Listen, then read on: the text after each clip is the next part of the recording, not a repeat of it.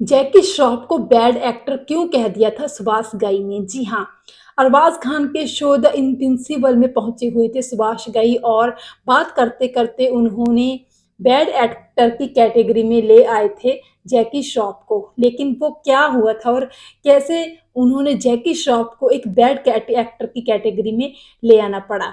ये किस्सा बहुत ही इंटरेस्टिंग है। दरअसल अरबाज खान के साथ बात करते हुए सुभाष घई ने बताया कि एक्टर्स की कितनी-कितनी किस्में होती हैं। तो पहले उन्होंने बोला कि एक नॉन एक्टर होते हैं।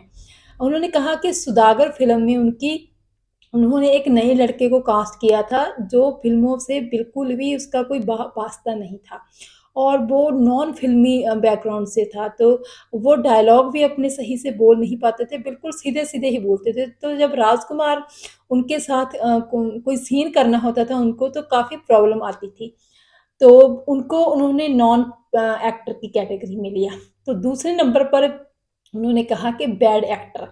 इस पर अरबाज़ खान काफ़ी एक्साइटेड हुए, तो उन्होंने बोला कि बैड एक्टर की कैटेगरी में कौन? तो वो बोले कि जैकी श्रॉफ। तो इस पर अरबाज़ खान ने काफ़ी हैरानगी से पूछा कि अगर वो बैड एक्टर की कैटेगरी में आते हैं, तो आपने उनको कास्ट क्यों किया था? तो उन्होंने बोला कि क्योंकि उनका जो फेस है जैकी श्रॉफ का वो बिल्कुल ही मतलब कि उसके उनके फ़िल्म के कैरेक्टर के हिसाब से बिल्कुल सही था। और जो एक ज़िंदगी के थपेड़े खाए हुए इंसान का फेस होना चाहिए, वैसा ही उनका फेस था।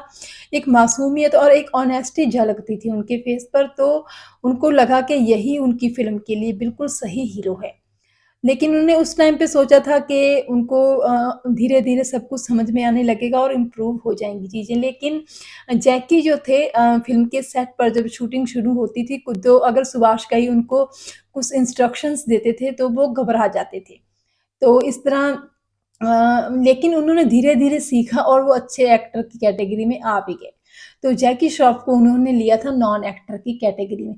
फिर उन्होंने आगे कहा था कि तीसरे नंबर पर होते हैं एक्टर। ये बिल्कुल जो होते हैं डायरेक्टर के बनाए हुए होते हैं, बिल्कुल डायरेक्टर को फ़ॉलो करते हैं, जो कि डायरेक्टर के आगे सरेंडर ही कर देते हैं और जो डायरेक्टर उनसे कहता है हूबहू वही वो कर दे देते हैं। उन्होंने अनिल कपूर को इस कैटेगरी में रखा।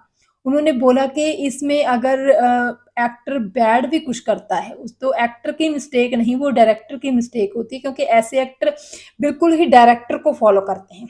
तो अगले नंबर उन्होंने बोला कि एक होता है गुड एक्टर।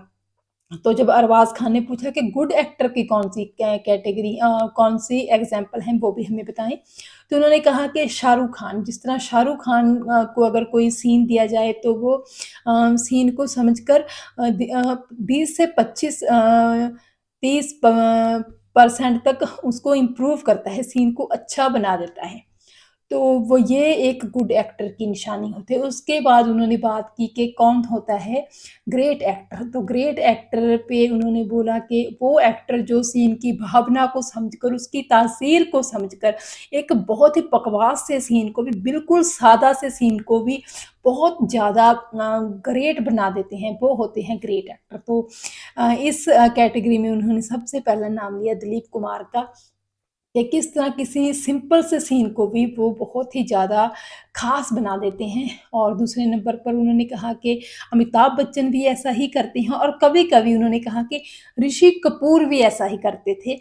वो भी किसी न किसी सीन को जो है वो ख़ास बना देते थे अपने जो खुद की जो उसमें डालकर परफ़ॉर्मेंस।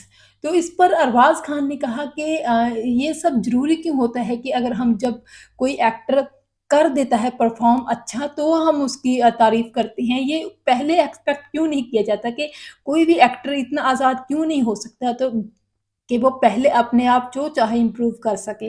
तो सुभाष घई ने कहा कि सीन के हिसाब से या फिर स्क्रिप्ट की कुछ मजबूरियाँ होती हैं जिसकी वजह से जो है एक्टर को भी इतना ज़्यादा जो है आज़ादी नहीं दी जा सकती।